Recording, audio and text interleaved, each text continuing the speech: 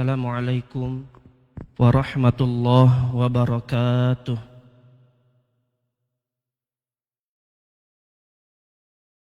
Innal hamdalillahi nahmaduhu wa nasta'inuhu wa nastaghfiruh wa na'udzu billahi min syururi anfusina wa min sayyiati a'malina. Man yahdihillahu fala mudhillalah wa man yudlil fala hadiyalah.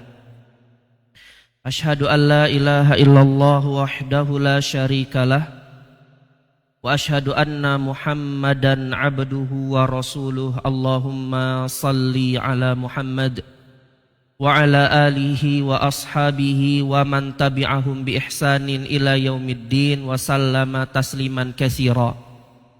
Qala Allah ta'ala ya ayyuhalladzina amanu taqullaha haqqa tuqatih wa la tamutunna illa wa antum muslimun. Ya ayuhan nasu taqu rabbakumul ladzi khalaqakum min nafsin wahidah wa khalaqa minha zawjaha wa bassa minhuma rijalan katsiran wa nisaa. Wattaqullaha alladzi tasaaluna bihi wal arham innallaha kana 'alaikum raqiba.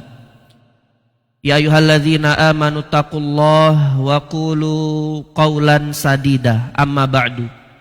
Fa inna asdaqal hadisi kitabullah wa khairal huda huda Muhammadin sallallahu alaihi wasallam wa syarrul umuri muhdatsatuha fa inna kulla muhdatsatin bid'ah wa kulla bid'atin dhalalah wa kulla dhalalatin finnar. Ma'asyiral muslimin jamaah rahimani wa rahimakumullah. Alhamdulillah, bersyukur kita kepada Allah Subhanahu wa ta'ala. Kita masih diberikan kesempatan, kenikmatan, kesehatan, sehingga kita bisa sama-sama belajar agama Allah Subhanahu wa ta'ala. Ma'asyiral muslimin rahimani wa rahimakumullah. Insyaallah pada malam hari ini kita akan membahas kitab yang baru. Ketika sebelumnya kita membahas kitab Al-Ajwibah Al-Mufidah An As'ilatil Manahijil Jadidah, karya Asy-Syaikh Ad-Doktor Shalih bin Fauzan Al-Fauzan hafizahullahu ta'ala. Maka insyaallah kita cukupkan pembahasan kitab tersebut dan kita masuk ke dalam kitab yang baru yang tidak jauh berbeda dengan kitab yang kita bahas sebelumnya, yaitu kitab yang masih berkaitan dengan akidah, kitab yang masih berkaitan dengan manhaj, yaitu kitab yang dikarang oleh Asy-Syaikh Ad-Doktor Umar bin Muslih Al-Husaini, yang mana beliau adalah salah satu dosen atau pengajar di Jamiah Islamiyah di Madinah, yaitu Universitas Islam Madinah. Beliau salah satu dosen di sana. Dan ini merupakan kitab karangan beliau. Judulnya yaitu Makanatu Sunnatin Nabawiyah. Makanatu As-Sunnati An-Nabawiyah. Kalau diterjemahkan ke dalam bahasa Indonesia, kurang lebih artinya kedudukan atau status daripada sunnah nabawiyah di dalam agama Islam. Jadi jamaah sekalian, natijah atau hasil daripada pembahasan kitab ini nanti intinya, yaitu Syekh ingin menjelaskan bagaimana kedudukan atau berharganya sunnah nabawiyah, sunnah Nabi kita Muhammad sallallahu alaihi wasallam, kedudukan sunnah Nabi Muhammad di dalam syariat agama Islam, dan bagaimana para ulama, para salaf terdahulu, mereka menjaga, melindungi sunnah ini daripada penyimpangan-penyimpangan. Itu inti dari kitab ini. Kitab yang tidak jauh berbeda dengan kitab yang kita bahas sebelumnya. Namun jamaah sekalian, Syekh menjelaskan hal tersebut dengan langkah-langkah yang runtut insyaallah. Dan kita memohon kepada Allah Subhanahu wa taala agar kita bisa menyelesaikan kitab ini sampai akhir pembahasannya biiznillah taala. Baik, kita masuk ke tamhid atau pembukaan dari Syekh Umar bin Musli Al-Husaini hafizahullah. Di pembukaan beliau membawakan definisi apa itu sunnah. Ya. Mungkin jamaah sekalian kita sering mendengar kata-kata sunnah, ahlus sunnah, ya, dakwah sunnah. Nah, apa definisi atau arti daripada sunnah itu?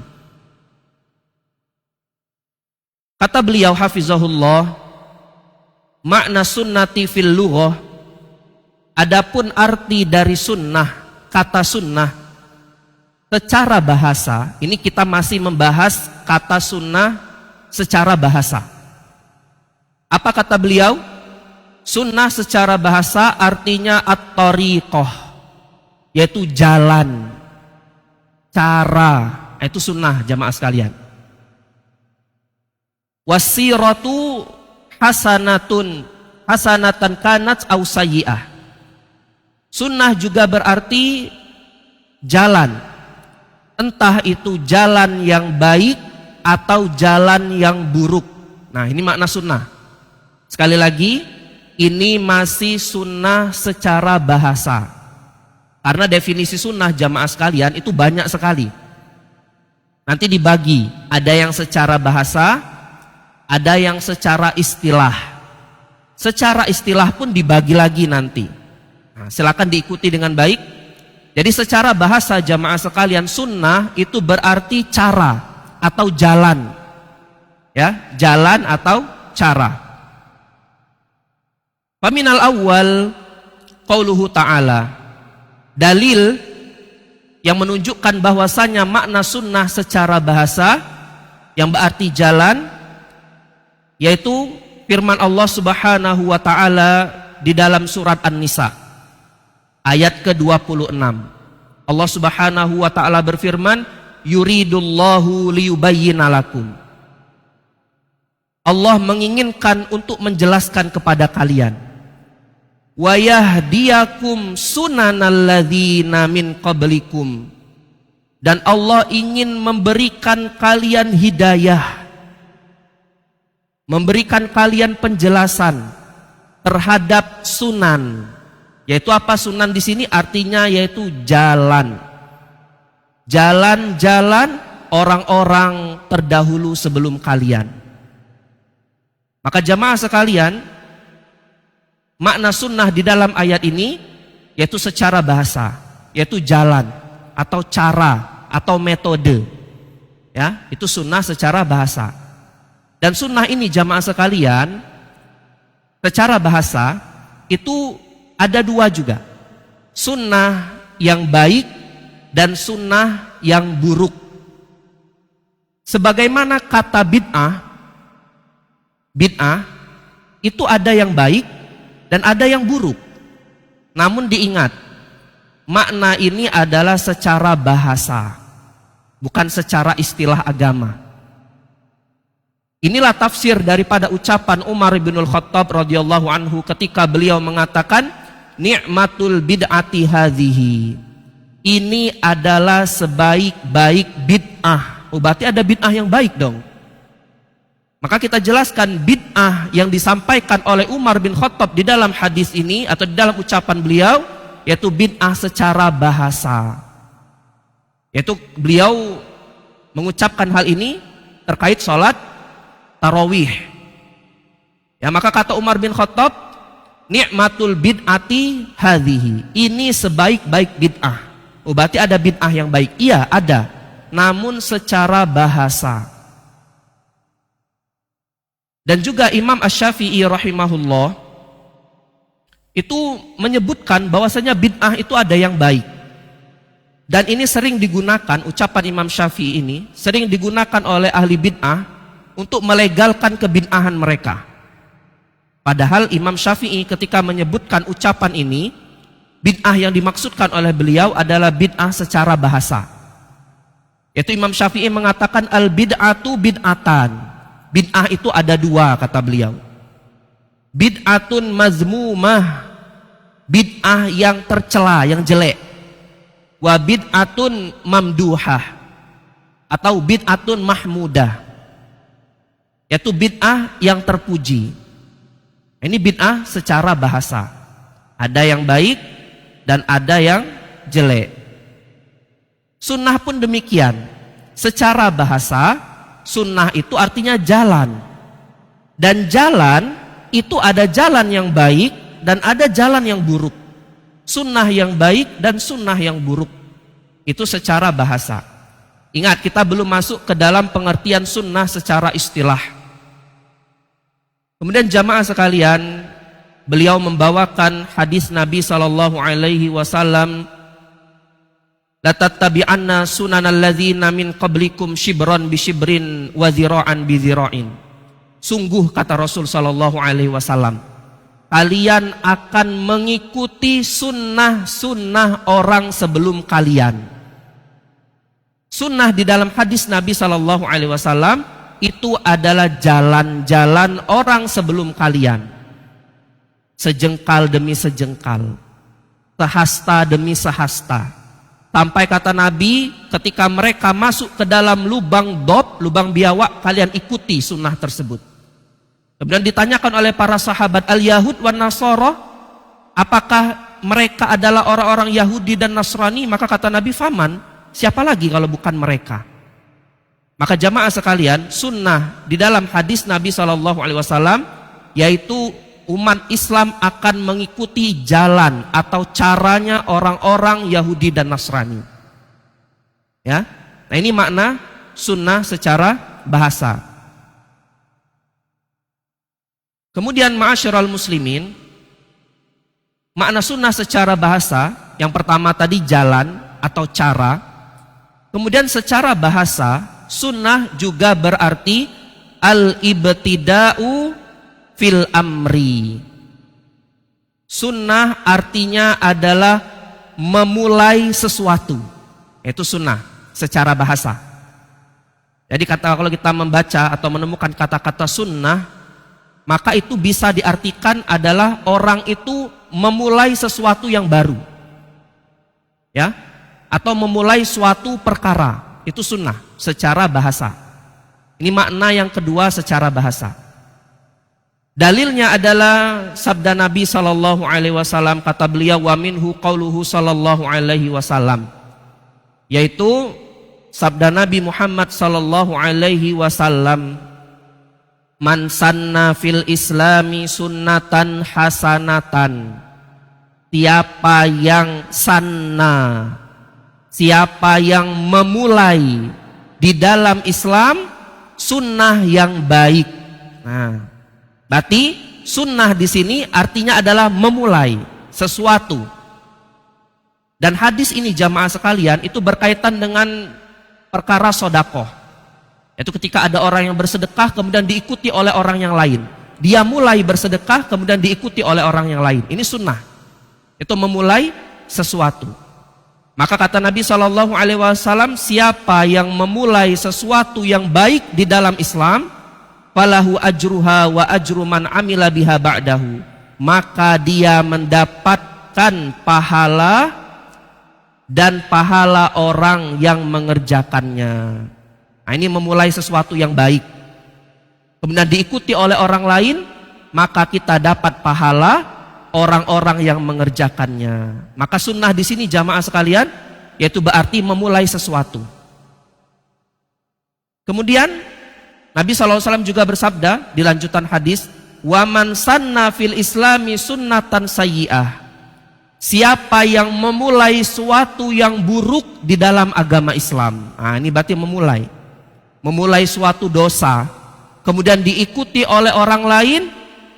Kata Nabi SAW, kana alaihi wizruha wa wizru man amila biha min ba'dahu. Maka dia menanggung dosa yang dia lakukan dan dosa orang yang mengikuti keburukan yang dia lakukan. Maka jamaah sekalian, sunnah secara bahasa dan makna yang kedua yaitu adalah al-ibtida fil amri, yaitu memulai sesuatu. Itu makna sunnah secara bahasa. Bisa dipahami jamaah sekalian? Saya. Jadi kalau kita ringkas, sunnah secara bahasa ada dua, ya, yaitu artinya jalan, dan yang kedua artinya memulai sesuatu. Itu dua makna sunnah secara bahasa. Kemudian beliau hafizahullah menyebutkan lagi, as-sunnatu fi syar'i wa itlaqus sadril awal. Kata-kata sunnah di dalam agama Islam, di dalam syariat agama kita, dan bagaimana generasi awal memahami kata sunnah. Jadi beliau membawakan bagaimana pemahaman generasi pertama ketika menjumpai kata-kata sunnah. Ketika generasi salaf terdahulu, mereka membawakan kata-kata sunnah, apa sih maksud dari mereka itu dengan kata sunnah?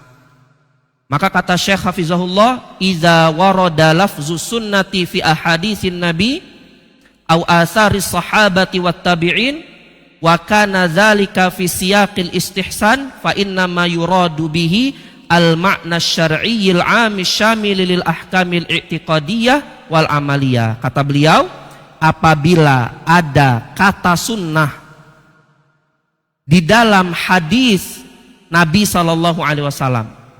Jadi kalau kita menemukan kata sunnah di dalam hadis Nabi atau di dalam asar para sahabat, yaitu ucapan-ucapan sahabat.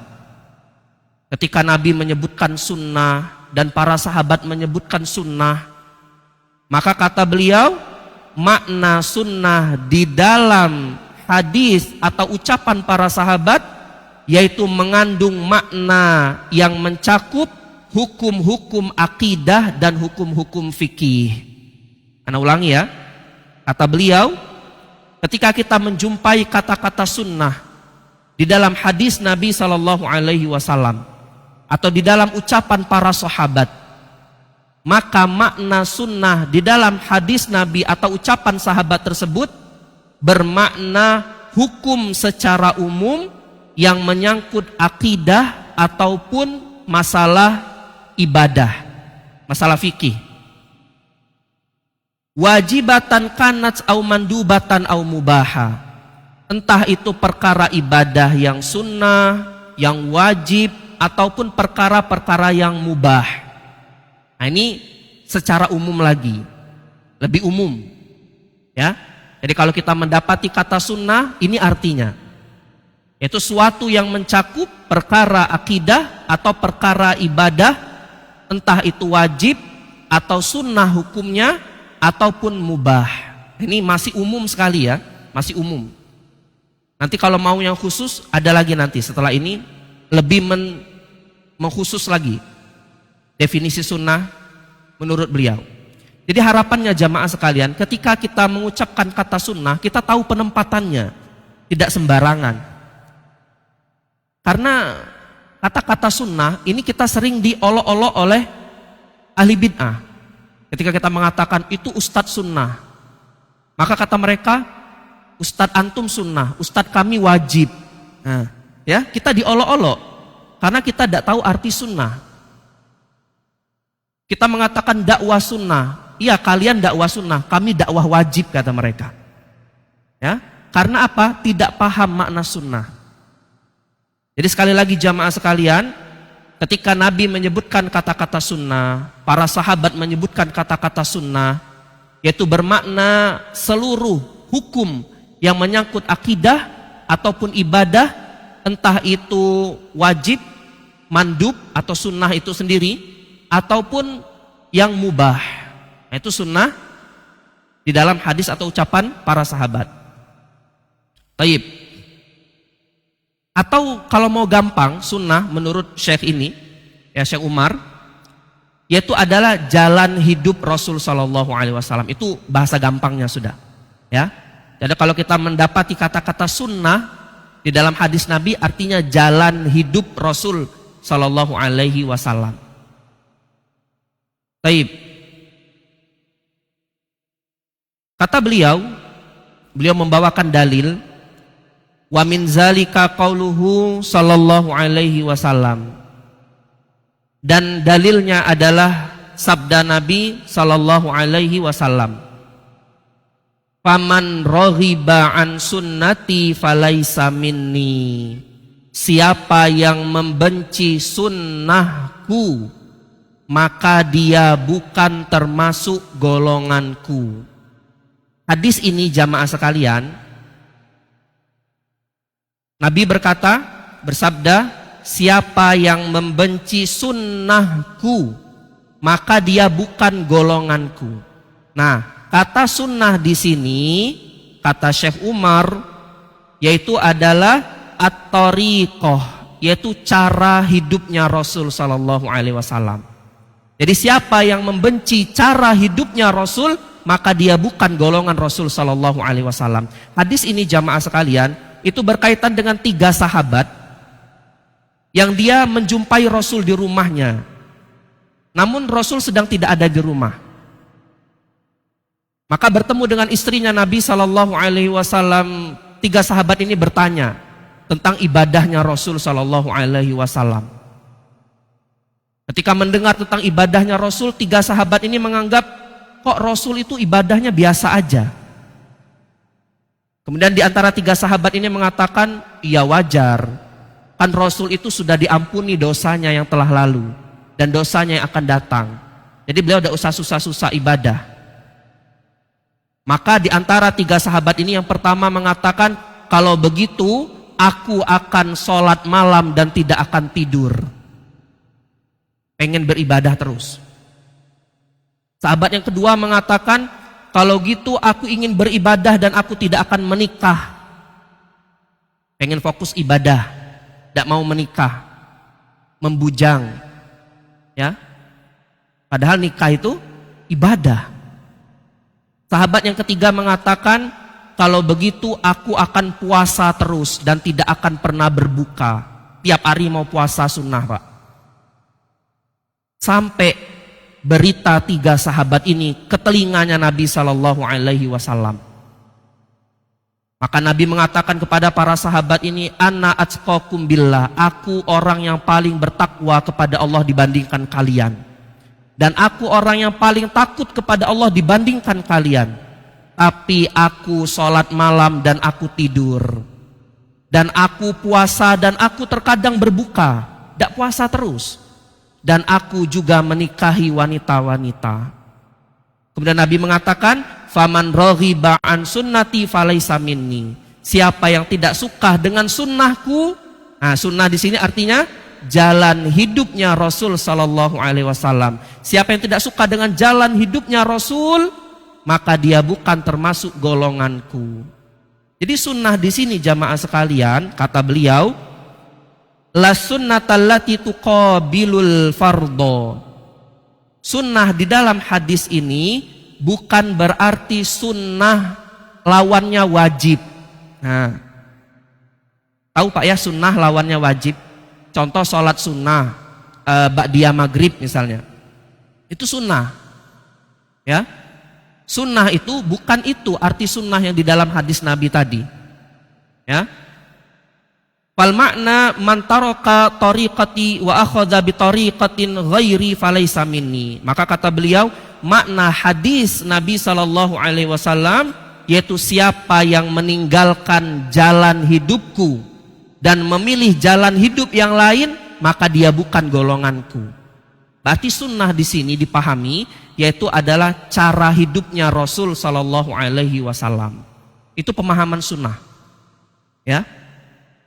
Kemudian kata beliau hafizahullah, wa kadzalika qauluhu sallallahu alaihi wasallam, dan begitu juga firman sabda Nabi sallallahu alaihi wasallam, fa'alaikum bisunnati. Ini kata-kata sunnah lagi. Beliau sangat banyak membawakan hadis-hadis yang berisi kata sunnah. Maka Nabi sallallahu alaihi wasallam bersabda, wajib bagi kalian berpegang dengan sunnahku. Nah, apa arti sunnah di dalam hadis Nabi ini? Kata beliau, tariqati wasiratil qawimah allati ana 'alaiha. Sunnah di dalam hadis ini ketika Nabi mengatakan wajib berpegang dengan sunnahku. Apa arti sunnah? Yaitu adalah jalan hidupku yang lurus, yang aku berada di atasnya, yang sudah aku jelaskan kepada kalian minal ahkamil i'tiqadiyah wal amaliyatil wajibatil wal mandubati wa ghairiha. Yaitu sunnah jalan hidupku yang sudah aku jelaskan kepada kalian, baik itu perkara akidah ataupun perkara fikih yang itu hukumnya wajib, mandub dan selainnya. Jadi jamaah sekalian, sunnah di sini bermakna cara hidupnya Rasul Sallallahu Alaihi Wasallam.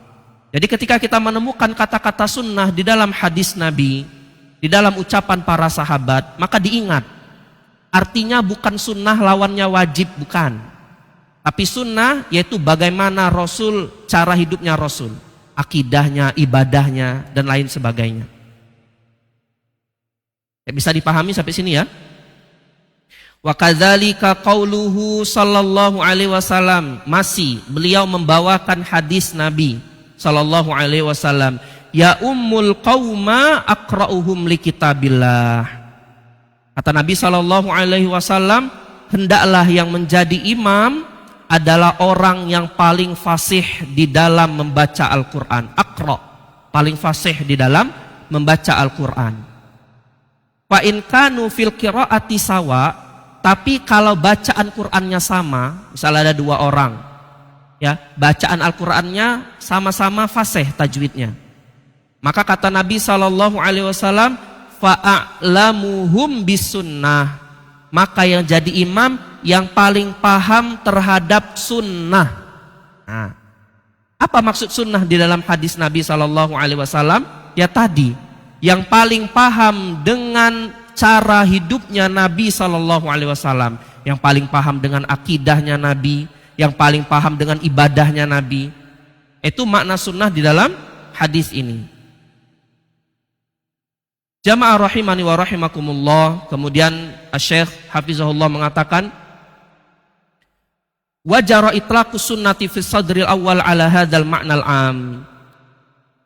Maka generasi pertama umat ini ketika menjumpai kata sunnah, mereka memahami kata sunnah dengan makna secara umum, yaitu cara hidupnya Nabi Sallallahu Alaihi Wasallam. Itu secara umum sudah, ya, cara hidupnya Nabi, entah itu ibadahnya atau akidahnya. Baik. Kemudian kata beliau, wa qad yutliqunaha 'alal kalami fil i'tiqadi khassatan. Dan terkadang para salaf terdahulu ketika mereka mengucapkan kata sunnah, maka mereka mengkhususkan dalam perkara akidah. Jadi tadi secara umum Pak, sunnah yaitu jalan hidupnya Rasul, baik itu akidah, ibadahnya beliau. Tetapi kata Syekh Umar di sini, terkadang para salaf terdahulu ketika menyebutkan kata sunnah lebih khusus lagi. Dalam masalah apa? Akidah, kata beliau. Maka beliau membawakan ucapan yang sangat terkenal. Kaqauli Ibni Mas'udin wa Ubay ibnu Ka'ab wa Abi Darda.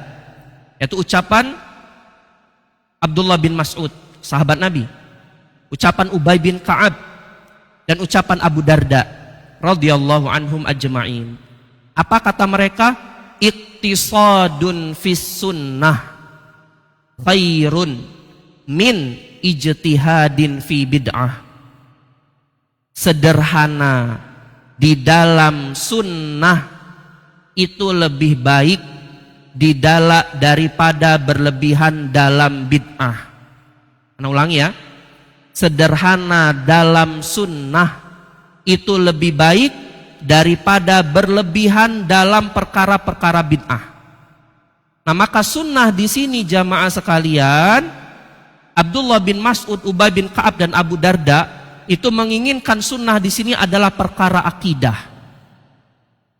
Yaitu kita sederhana dalam perkara akidah itu lebih baik daripada kita berlebihan dalam perkara bid'ah. Contoh tauhid asma wa sifat. Nah, kasih contoh ya.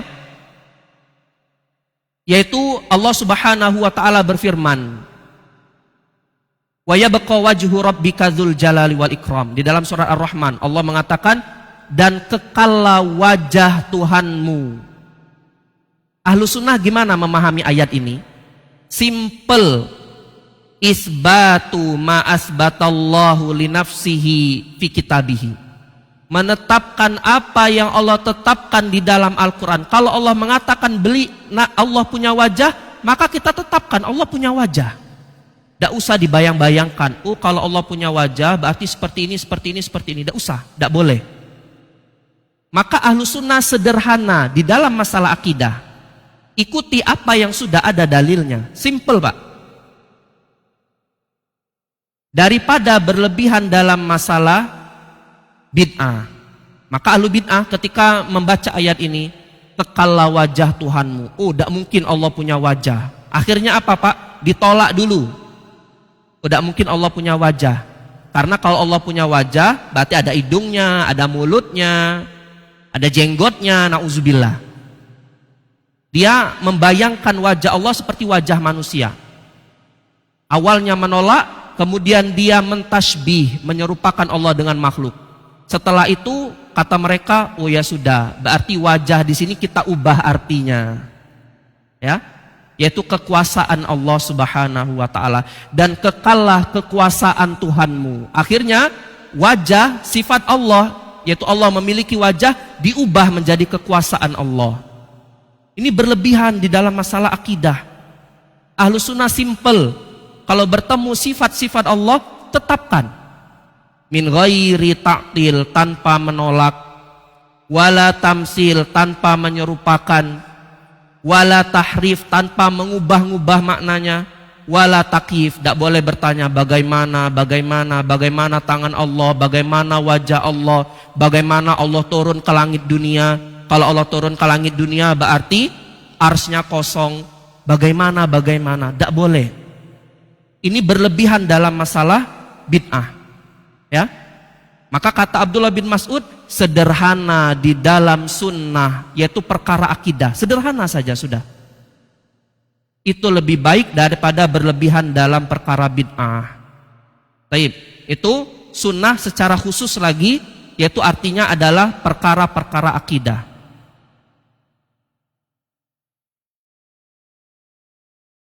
Wa bihadzal makna istamalahu katsirun minal ulama'il mutaakhirina min ahlil hadisi wa ghairihim mimman sannafa fi sunnah. Kata beliau, hafizahullah, makna sunnah yang bermakna akidah, inilah yang sering dipakai oleh para ulama ketika menulis kitab mereka. Jadi kata-kata sunnah yang artinya akidah, itulah yang sering dipakai oleh para ulama terakhir, para ulama mutaakhirin, ulama yang belakang, di dalam menulis kitab-kitab akidah. Nanti ada contohnya sebetulnya, kita sebutkan sekarang.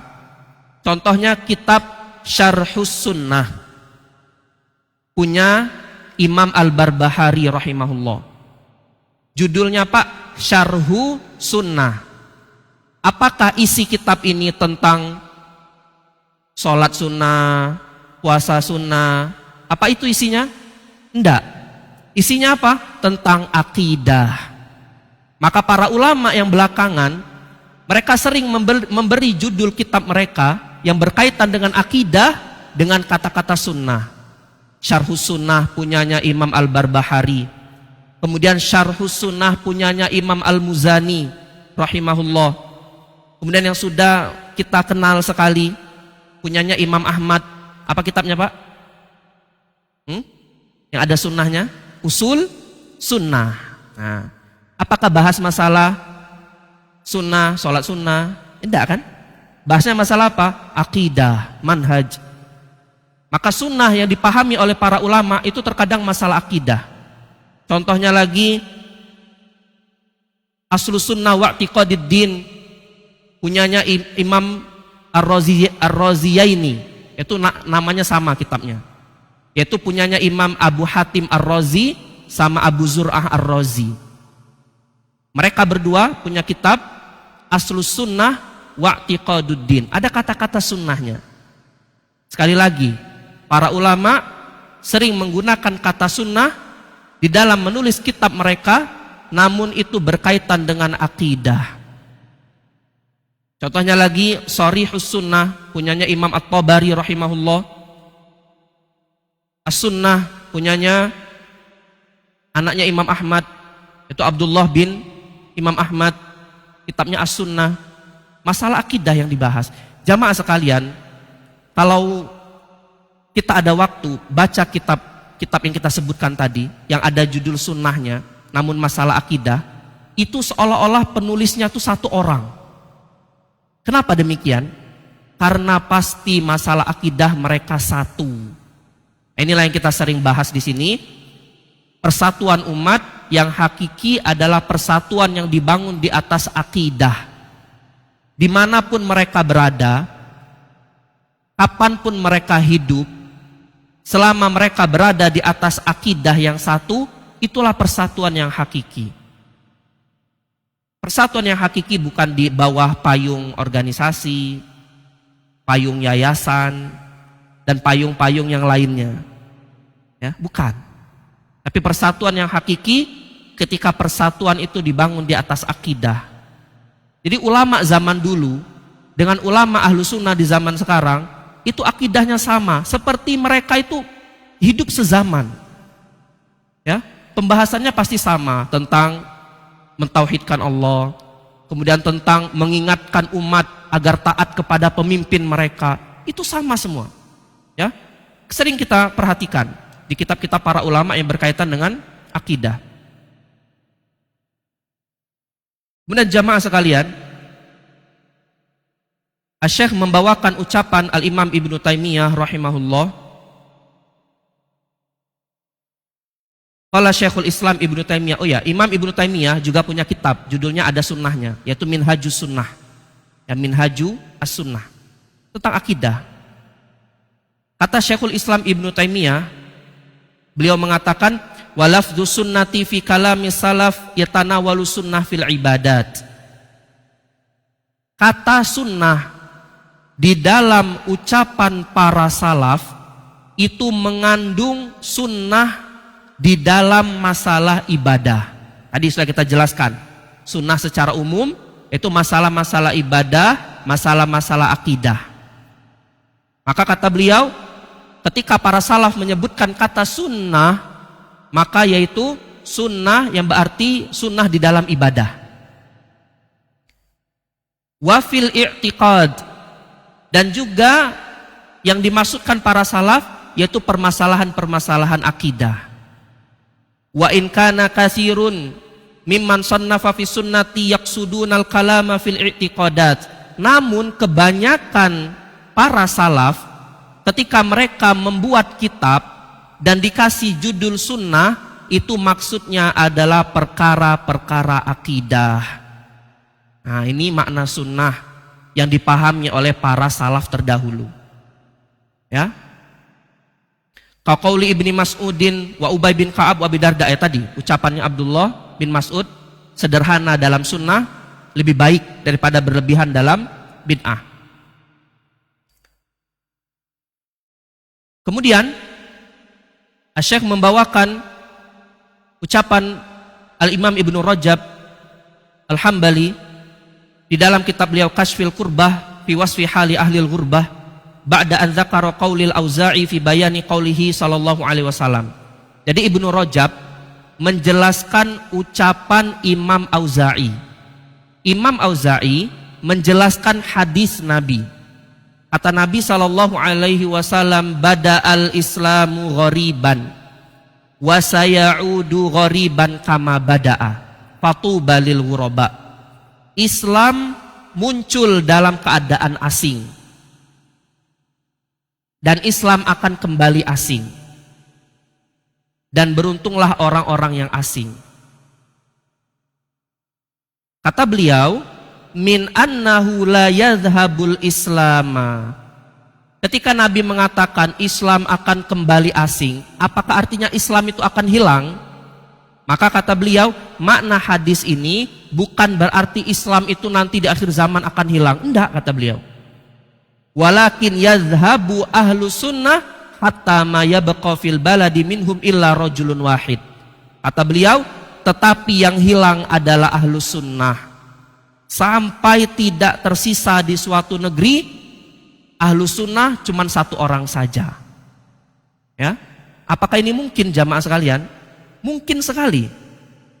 Ya, Islamnya masih banyak, kaum musliminnya masih banyak, namun ahlu sunnahnya hanya sedikit. Bahkan mungkin cuma satu orang. Dan inilah yang dinamakan ahlu sunnah wal jamaah. Makanya para sahabat, salah satu sahabat mengatakan antal jamaah wa in kunta wahdak. Engkau adalah jamaah meskipun engkau sendirian. Apa arti jamaah di sini? Ma wafaqal haq. Apa yang cocok dengan kebenaran, itu jamaah. Ya. Maka ma'asyiral muslimin, kata beliau ketika menjelaskan hadis Nabi bahwasanya Islam akan kembali asing, bukan artinya Islam itu hilang, enggak. Tapi yang hilang adalah ahlu sunnah, sehingga tidak tersisa ahlu sunnah kecuali hanya satu orang di suatu negeri. Wa dzakara ma yu'ayyidu hadzal ma'na minal asari allati tasifu sunnata bil ghurbah wa ahliha bil qillah. Dan yang menguatkan hal ini yaitu ucapan para ulama yang menyebutkan bahwasanya ahlu sunnah itu akan sedikit nanti. Dan sekarang pun sudah muncul ya, ahlu sunnah itu sedikit. Ya. Seperti ucapan Imam Al-Hasan Al-Basri rahimahullah. Apa kata Imam Al-Hasan Al-Basri? Ya ahla sunnah taraffaku rahimakumullah fa innakum min aqallin nas. Ini ucapan yang sangat indah dari beliau. Wahai ahlu sunnah, kata beliau, wahai orang-orang yang memegang sunnah, taraffaku, berlemah lembutlah sesama kalian. Semoga Allah merahmati kalian. Fa innakum min aqallin nas, karena kalian ini adalah manusia yang paling sedikit. Kalau sudah sedikit jangan suka berpecah. Maka ucapan Imam Al-Hasan Al-Basri menyuruh kita berlemah lembut sesama ahlu sunnah dalam perkara-perkara yang itu tidak menyelisihi usul akidah. Ini jangan salah dipahami juga. Ya, nanti ucapan Imam Al-Hasan Al-Basri dibawa, oh berarti Ustadz kalau dia berbuat bid'ah kita harus lemah lembut. Enggak. Selama itu dalam perkara-perkara yang masih dalam ranah ijtihad, yang kita bisa berlapang dada. Ya, contohnya kalau sholat tahiyatul awal atau tahiyatul akhir, ada yang telunjuknya gerak-gerak, ada yang telunjuknya diam. Kemudian kalau sujud ada yang kaki duluan, ada yang tangan duluan, jangan kepala duluan. Maka ini perkara-perkara yang kita harus berlemah lembut.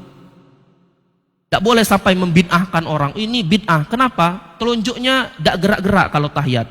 Kan salafi itu harus gerak-gerak. Tidak ada seperti itu. Itu masalah fikih. Silahkan berlemah lembut dalam masalah ini. Namun ketika dia menyimpang dalam masalah akidah, dia mengatakan Allah di mana-mana, tidak usah berlemah lembut. Ya, maka ini yang harus dipahami. Tegas dalam hal yang memang harus tegas, dan kita lembut dalam hal yang harus lembut. Jangan dibalik. Dalam hal yang harus tegas kita lembut, dalam hal yang lembut kita tegas. Ini kebalik. Ya, maka ucapan Al-Imam Al-Hasan Al-Basri rahimahullah, wahai ahlu sunnah, lemah lembutlah kalian. Karena kalian ini manusia yang paling sedikit. Ahlu sunnah itu sedikit jamaah sekalian. Maka kita bersatu dengan persatuan yang hakiki, yaitu persatuan di atas akidah yang benar dan manhaj yang benar. Tapi sampai sini dulu. Itu definisi sunnah secara bahasa. Sebetulnya masih banyak ya. Belum secara istilah. Mungkin kita bahas di pertemuan berikutnya. Biiznillahi ta'ala, wallahu a'lam. Kita akhiri subhanakallahumma bihamdika Asyhadu an la ilaha illa anta astaghfiruka wa atubu ilaik. Assalamualaikum warahmatullahi wabarakatuh.